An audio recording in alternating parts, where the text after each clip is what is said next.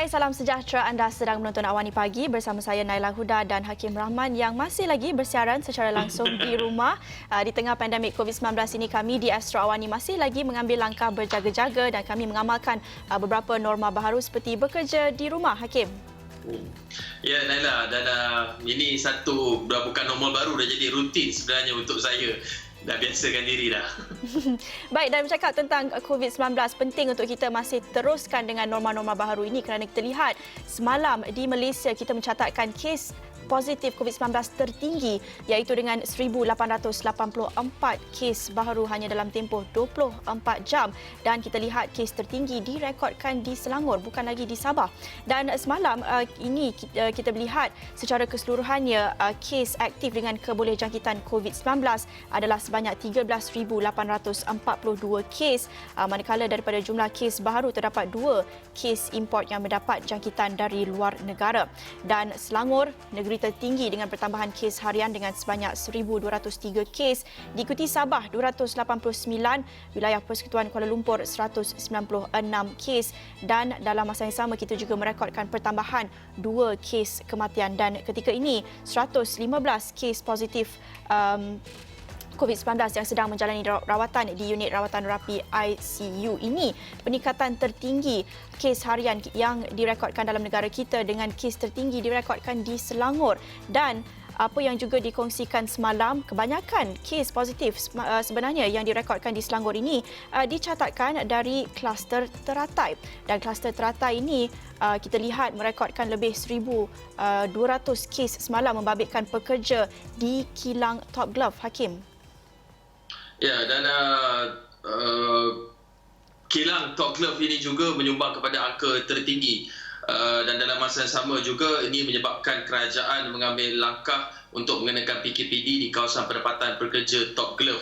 Dan dalam masa yang sama juga ada 28 kilang Top Glove yang diarahkan tutup bagi pihak KKM melakukan proses saringan secara berperingkat.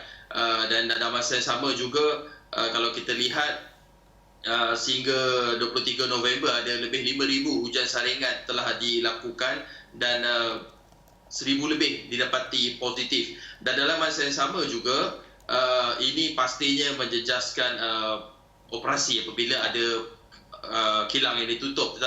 Tetapi Top Glove dalam kenyataannya menyatakan akan memberikan kerjasama penuh kepada kerajaan ataupun pihak berkuasa untuk menutup sementara operasi beberapa kilangnya di Kelang. Setakat ini ada 16 kilang yang telah pun dihenti operasi sementara pengeluaran sejak 18 November lalu, tetapi ada lagi baki 12 buah kilang ni yang beroperasi pada kapasiti rendah, maksudnya pengurangan kaki tangan dan sebagainya untuk mengadakan penjarakan fizikal. Dan dalam masa yang sama juga Top Glove dalam kenyataan ada memaklumkan bahawa pihaknya akan memastikan keselamatan dan kesejahteraan pekerja sebagai satu keutamaan. Ini prioriti mereka dalam mereka mengikuti SOP ataupun prosedur operasi standard untuk pencegahan COVID-19.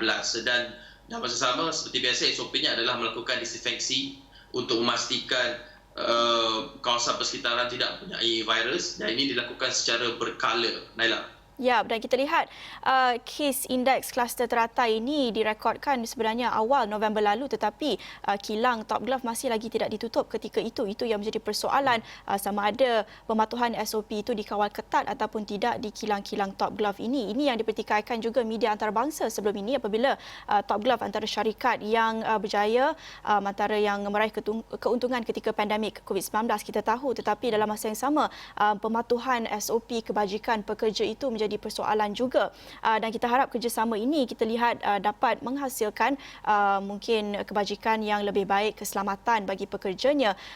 Kita juga lihat pada sekitar Julai lalu Top Glove juga telah pun dikenakan denda oleh pihak Kementerian Kesihatan Malaysia selepas didapati gagal mematuhi SOP. Jadi kita harap selepas ini satu perkara yang perlu dititik beratkan kerana kebanyakan kes positif dikaitkan dengan pekerja-pekerja di Top Glove dan kita juga tak tahu berapa banyak sebenarnya kes kes yang masih lagi tidak disaring, tidak dikesan kerana masih belum lagi ujian saringan COVID-19 tidak dijalankan secara besar-besaran. Dan kalau kita lihat sedikit, misalnya apa yang berlaku di Shanghai bercakap tentang mass testing ataupun ujian secara besar-besaran. Apabila mengesan hanya 6 kes saja, Shanghai melaksanakan ujian saringan mega di lapangan terbang yang mengesan lebih 17,000 orang hanya pada Ahad hinggalah Isnin, dan daripada itu 11,500 yang disahkan negatif. Ini yang digesa oleh beberapa pihak untuk mengadakan ujian saringan COVID-19 secara lebih besar-besaran dan bukan hanya secara bersasar, kerana kita menjangkakan kes-kes positif ini telah pun menular dalam komuniti kita yang tidak dikesan. Kalau kita lihat pada muka depan New Straits Times, is CMCO effective? Itu persoalan headline utama. Some experts believe the CMCO in Klang Valley is working well enough, and that calls to replace it with TEMCO and EMCO in specific areas are divorced from economic reality. But others say the blanket CMCO is the one ignoring the facts on the ground. Jadi ada sedikit kita lihat tiada kesepakatan sama ada CMCO ini efektif ataupun tidak. Ramai yang berpandangan berbelah bahagi tentang CMCO ataupun PKPB ketika ini efektif atau tidak untuk mengurangkan jangkitan COVID-19. Tapi apa yang digerakkan oleh KKM ketika ini, inisiatif untuk memperkenalkan garis panduan melindungi zon hijau, Hakim. Ya, dan ini adalah persoalan mengenai mencari keseimbangan antara membendung penularan COVID-19 dan juga memastikan ekonomi terus bergerak. Itu antara persoalan besar yang perlu diimbangi antara kedua-duanya. Jadi timbullah perdebatan ataupun pertikaian perbezaan pendapat sama ada PKPB ataupun PKPD perlu dilaksanakan semula bagi memastikan penularan ini dapat dibendung. Tetapi dalam masa sama, kita sudah lihat beberapa kawasan negeri yang sudah pun menjadi zon hijau di mana tidak ada jangkitan COVID-19 ataupun kes positif sejak 14 hari. Dan inilah yang perlu dikekalkan, dan untuk itu KKM juga akan mengambil langkah-langkah ataupun menetapkan kriteria dan pelan tindakan untuk terus melindungi mereka yang berada dalam zon hijau ini dan juga sektor-sektor ekonominya dan juga kesejahteraan penduduknya. Dan apa yang dilakukan, contohnya kalau contoh di Kuching, ini kata Tan Sri Dr. Noor Ishak Abdullah, contoh di Kuching, Sarawak, mereka yang tinggal di Kuching itu yang berada dalam zon merah tidak dibenarkan keluar ke daerah lain. Jadi mereka contain mereka yang tinggal di dalam daerah Kuching itu bagi memastikan bahawa penularan itu tidak juga merebak bawa keluar. Dan penting juga untuk mereka yang berada dalam zon hijau, terutama ataupun mereka ingin bergerak dari satu daerah ke satu daerah lain, walaupun PKP sudah diangkat dan digantikan dengan PKPB, masih ada sedikit kelonggaran. Terutama seperti kita pandang mungkin sedikit ringan, iaitu pulang ke kampung, melihat ataupun menjenguk kedua orang tua yang memungkinkan risiko mereka itu dijangkiti. Kerana kita sedar golongan berusia adalah golongan yang sedikit berisiko kerana mereka mempunyai sistem ketahanan ataupun sistem imun yang agak rendah berbanding dengan mereka yang masih muda. Bukan kata yang muda tak kena, ada juga, tapi mereka lebih terdedah sebab itu mereka dikategorikan sebagai golongan berisiko. Ya, apa-apa pun persoalan tentang PKPB, PKP ini efektif ataupun tidak, apa yang diperlukan, apa yang digesa semua pihak adalah kerjasama. Ramai yang menggesa supaya pihak kementerian, MKN juga bekerjasama dengan mereka yang berada on the ground di lapangan untuk mendapatkan maklumat dan juga nasihat antara satu sama lain sama ada apa yang diperlukan ketika ini bukan saja oleh untuk kesihatan rakyat tetapi untuk keperluan ekonomi juga perlu kerjasama dan rundingan semua pihak. Dan kita nak berceritakan tentang COVID-19 juga, tetapi menyentuh tentang belanjawan 2021. Pastinya ini satu minggu yang sangat penting menjelang pengundian belanjawan 2021, dan kita akan bersama dengan beberapa ahli parlimen mendapatkan reaksi mereka menjelang hari pengundian ini. Tapi kita akan berhenti seketika, kembali selepas ini.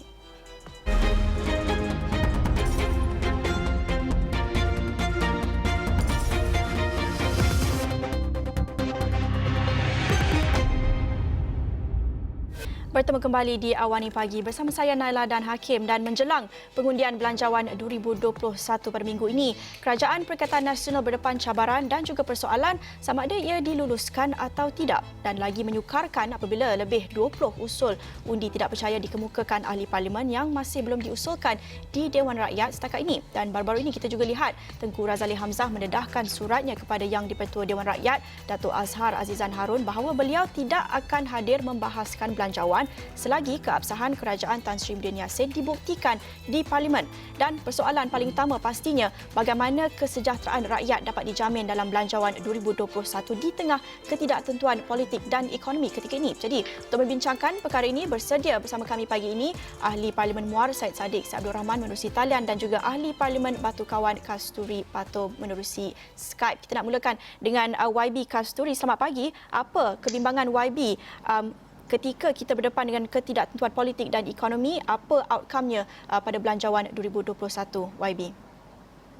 Selamat pagi pada Naila dan juga Hakim. Baik, kita lihat banyak pendapat-pendapat telah diberikan di laman media sosial. Pendapat mereka apa akan terjadi sekiranya belanjawan ini ditolak ataupun diterima dan sebagainya. Tapi apa yang penting di sini adalah kita lihat tiada apa-apa usaha daripada kerajaan untuk mengolah atau meminda cadangan-cadangan kami yang kami bentangkan atau berbahas di Parlimen untuk kesejahteraan rakyat. Saya rasa ramai yang tahu mengenai peruntukan-peruntukan seperti 85 juta untuk jasa dan bagaimana wang tersebut boleh digunakan untuk kemaslahatan ekonomi dan juga rakyat. Jadi selagi dan sehingga kerajaan dengar dan menerima pendapat dan pandangan kami, saya rasa sehingga itulah bagi saya tiada keyakinan terhadap belanjawan ini. Dan saya rasa isu yang lebih penting lagi adalah mekanisme untuk mengagihkan peruntukan ini. Kita dengar tahun demi tahun berbilion diumumkan sekian-sekian akan pergi ke agensi ini ataupun kementerian ini ataupun pusat ini dan sebagainya. Tapi kita lihat proses pengagihan tersebut, mekanisme itu tidak cukup telus. Jadi saya khawatir dengan belanjawan yang terbesar dalam sejarah negara kita ini sudah diumumkan berbilion-bilion, tetapi bagaimana kita nak pastikan bahawa peruntukan yang diumumkan tersebut akan sampai ke golongan yang menerimanya. YB Syed Saddiq, boleh dengar saya Hakim Rahman di sini? Ya. YB, semalam YB ada membuat satu ucapan di Twitter memuat naik gambar surat yang diletakkan di atas meja ahli-ahli parlimen, dan YB juga meminta pandangan warganet netizen. Tetapi kita nak tahu apa pandangan dan pendapat YB mengenai isi kandungan dan juga persoalan yang dibangkitkan oleh Tengku Razaleigh Hamzah iaitu veteran UMNO dalam surat kepada Speaker Dewan Rakyat. Terima kasih. Saya rasa berdasarkan surat tersebut memang ada kerisauan bahawa belanjawan ini tidak akan diluluskan, bukan kerana serangan-serangan daripada pembangkang tetapi kerana kepincangan di pihak kerajaan itu sendiri. Kita lihat ini surat daripada salah seorang yang berhormat daripada Kerajaan Perikatan Nasional, dan sebelum ini kita lihat joint statement ataupun surat yang dikarangkan bersama Datuk Seri Zahid dan juga Datuk Seri Najib. Itu 3 ahli parlimen, belum lagi masuk penyokong-penyokong mereka yang lain. Mungkin ada masalah dari segi kelulusan kerana kepincangan dan pertikaian di meja kerajaan itu sendiri. Tetapi bagi diri saya rasa benda yang paling penting bukan kadar politik pergelutan kuasa tetapi isi kandungan belanjawan 2021. Sebab itu saya telah pun mencadangkan kepada kerajaan untuk cari titik tengah, lakukan pindaan-pindaan yang meletakkan kepentingan rakyat di hadapan. Sebagai contoh, keluarkan perbelanjaan 85 juta ringgit bagi jasa, peruntukkan 85 juta ringgit itu kepada mahasiswa. Pada masa yang sama bagi isu-isu lain yang mungkin tidak mustahak, renovation of offices yang makan dana lebih 100 juta ringgit, peruntukkan kepada frontliners.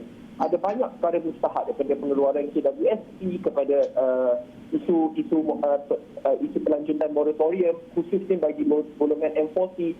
Isu-isu ini sepatutnya harus diberikan prioriti dan kita letakkan politik pergolotan kuasa ini di belakang. Tapi kalau kerajaan masih tidak ingin pindah belanjawan, ini memang sukar untuk ahli parlimen kerajaan dan pembangkang untuk menyokong kerana ada isu-isu yang masih tidak dapat diselesaikan lagi. Kita lihat YB Syed Saddiq dan juga YB Castro kedua-dua menekankan tentang kesejahteraan keutamaan rakyat dalam belanjawan 2021. Pasti itu yang diinginkan semua pihak. Tetapi bagaimana pula dengan persepsi rakyat sekiranya ada ahli parlimen yang membantah, yang menolak belanjawan ini? Persepsi mereka untuk tidak melihat itu sebagai satu tindakan mempolitikkan belanjawan, bukan menolak semata-mata untuk politik tetapi ada kritikan yang berasas. YB Kasturi, bagaimana untuk membezakan antara kedua-dua itu untuk manage persepsi rakyat? Saya rasa pada pandangan saya kerajaan harus henti untuk menakut-nakutkan rakyat atau dengan izin fear mongering. Pagi ini dalam akhbar Cosmo, Menteri Kewangan telah mengeluarkan satu kenyataan untuk menyokong bajet untuk kesejahteraan rakyat. Saya rasa ini adalah matlamat kami untuk pastikan bahawa kita ada satu belanjawan yang boleh diguna pakai menerusi proses semak dan imbang. Dan ini adalah fungsi kami sebagai ahli parlimen dan adalah fungsi kami sebagai wakil rakyat di dalam Dewan Rakyat untuk mempertikaikan segala kepincangan, segala keraguan kami dalam belanjawan ini. Saya mahu melihat satu belanjawan yang baik untuk rakyat, baik untuk frontliner, baik untuk guru-guru, baik untuk pelajar, untuk wanita, untuk golongan anak muda, untuk PDRM, untuk immigration dan juga untuk petani pesawai di luar sana dan juga pekerja-pekerja kilang, pekerja-pekerja dalam semua industri. Saya mahu melihat satu belanjawan yang baik untuk golongan ini semua. Tetapi setakat ini selepas dua kenyataan akhbar yang dikeluarkan oleh Menteri Kewangan seolah-olah dia political ransom untuk memberitahu rakyat belanjawan ini harus diluluskan, tetapi di mana kesungguhan kamu untuk pastikan bahawa cadangan kami itu kamu terima? Setakat ini tak ada apa-apa komen terhadap peruntukan jasa. Dan juga baru-baru ini kita dengar KDN telah mengumumkan bahawa kamera badan akan disediakan untuk anggota polis. Perkara ini saya dah bangkitkan sejak 2017. Memang saya setuju dan sokong dengan usaha ini. Tetapi saya tidak lihat dalam belanjawan peruntukan untuk kamera badan 2,000 buah yang akan dipasang. Di mana peruntukan tersebut akan diambil? So ini adalah isu-isu yang kami akan bangkitkan. Ini adalah tanggungjawab kami, tugas kami. Jadi saya harap kerajaan akan selain daripada untuk menggunakan jasa sebagai satu kenderaan atau vehikel untuk propaganda, gunalah media yang seadanya sekarang ini untuk menjelaskan apa itu yang baik dalam belanjawan dan juga untuk secara telus, secara terbuka menyatakan sekiranya ada kesilapan ataupun anggaran ataupun yang tidak baik mengikut pandangan kami dan harus diperbetulkan. Ya, YB cakap tentang belanjawan yang baik dan di situ YB ada kritikannya. Tetapi kalau boleh pilih satu saja apa yang disokong dalam belanjawan ini dan apa yang YB kritik dalam belanjawan, hanya satu saja boleh pilih YB. Saya rasa peruntukan untuk Kementerian Pembangunan Wanita, Keluarga dan Masyarakat tidak cukup. Dan saya rasa perlu ada peningkatan dan juga untuk KDN juga. Saya lihat ada penurunan bagi Kementerian Dalam Negeri juga. Mereka ini adalah frontliner kita. So ini adalah salah satu ketidakpuasan saya terhadap belanjawan anggota polis, staf-staf sokongan. Mereka perlu lebih banyak perbelanjaan. Dan saya saya mengkritik juga peruntukan 85 juta yang diagihkan dalam jasa. Tapi saya nak bagi tahu di sini, memang baguslah yang dipaparkan dalam belanjawan ini diletakkan terang-terang 85 juta untuk jasa. Andai kata tidak diletakkan, mungkin amount tu diparking bawah butiran yang lain, maka mata kami pun tidak akan menangkapnya. Okey. Yes, Ya. so YB ini menunjukkan integriti dan ketulusan. Ya. Ya, YB Syed Saddiq, kita sudah tahu bahawa blok pembangkang memang tidak setuju, tetapi YB juga saya kira ketika ini berada di blok bebas dan kita lihat kerajaan seolah-olah masih lagi bertegas dengan pendirian ataupun belanjawan yang mereka bentangkan. Tetapi apa jalan tengah yang terbaik untuk memastikan bahawa soal kesejahteraan rakyat ini tidak menjadi alat ataupun mainan politik mereka yang berada di Dewan Rakyat? Apa jalan tengah yang terbaik untuk memastikan rakyat dapat menikmati kesejahteraan hidup di tengah-tengah kesesakan pandemik COVID-19 ini, dan dalam masa yang sama dapat memastikan bahawa belanjawan ini dapat diluluskan, sama ada belanjawan sementara interim ataupun belanjawan yang diubah suai? Ya. Saya rasa mustahak untuk kita pecahkan tembok politik dan untuk kita duduk bersama, bincang, cari jalan tengah. Sebab itu saya masih tidak kibarkan bendera putih lagi. Kita masih berdialog dan berdiskusi dengan pimpinan kerajaan. Saya telah pun berhubung dengan Yang Amat Perdana Menteri, dengan Menteri-Menteri Kanan untuk bincangkan perkara ini, dan saya dimaklumkan akan ada pindaan-pindaan yang akan dilakukan kepada versi belanjawan 1 yang dibentangkan sebelum ini. Dan akan ada perubahan. Saya berharap perubahan itu bukan perubahan kosmetik. Perlu ada pindaan daripada segi pelanjutan moratorium yang perlu kita berikan bantuan bukan sahaja kepada golongan B40 tetapi golongan M40 yang merangkumi golongan terbesar sekali yang perlu menerima bantuan. Keluarkan bajet 85 juta ringgit daripada jasa peruntukan kepada mahasiswa dan perkara asas yang lain. Ini adalah tanggungjawab saya sebagai ahli parlimen bebas atau pembangkang, ya. Sambil tunggu pendaftaran Parti Jadi Muda, saya perlu jadi sistem seimbang dalam parlimen. Dan saya berharap bahawa kerajaan akan mempertimbangkan pindaan-pindaan ini, kerana akhirnya kita mahu ikut titah yang di-Pertuan Agong. Tetapi untuk kita ikut titah yang di-Pertuan Agong, kita nak pastikan bahawa belanjawan ini betul-betul pro rakyat. Bukan belanjawan pilihan raya, bukan belanjawan politik, bukan belanjawan yang akhirnya akan mengangkat dan memartabatkan kepentingan segelintir masyarakat saja, tetapi membelakangkan isu COVID dan pelan pemulihan ekonomi secara keseluruhan. Sebab itu saya rasa dalam isu kestabilan politik ini sangat penting, tapi untuk kita capai kestabilan politik tersebut perlu ada kematangan politik, iaitu untuk kerajaan pembangkang duduk semeja. Yang Amat PM ada sampaikan cadangan untuk menjemput ahli parlimen pembangkang atau pimpinan pembangkang untuk duduk bersama dalam National Economic Action Council. Saya rasa itu merupakan positive gesture. I hope it can go further. Sebab itu saya disadangkan untuk perjanjian, keyakinan dan pembekalan, ya, yang di mana kalau kita dapat tanda tangani dengan a few compromise issues, daripada isu pindaan kepada belanjawan, kepada isu peruntukan kepada kawasan-kawasan pembangkang. Kalau kita dapat tanda tangan ini, boleh ada kestabilan politik minimum setahun, di mana akhirnya kita dapat fokus untuk tangani COVID, kita dapat fokus untuk memulihkan ekonomi. Tetapi kalau tidak ada kematangan politik, tidak ada iltizam politik, kerajaan tidak mahu untuk cari jalan tengah, agak sukar untuk kita langkah kehadapan bersama, kerana akhirnya kita mahu, kita telah memberikan cadangan, kita telah pun duduk bersama, tetapi kalau cadangan ini tetap ditolak, then the ball is no longer in our court. Sebab itu di Parlimen saya katakan the ball is in the Prime Minister's court. Ya.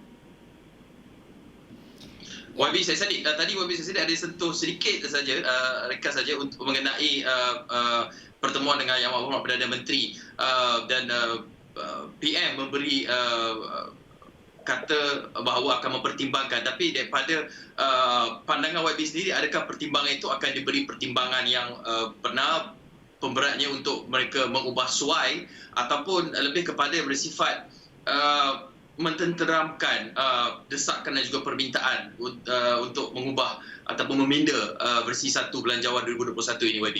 Secara ringkas, YB.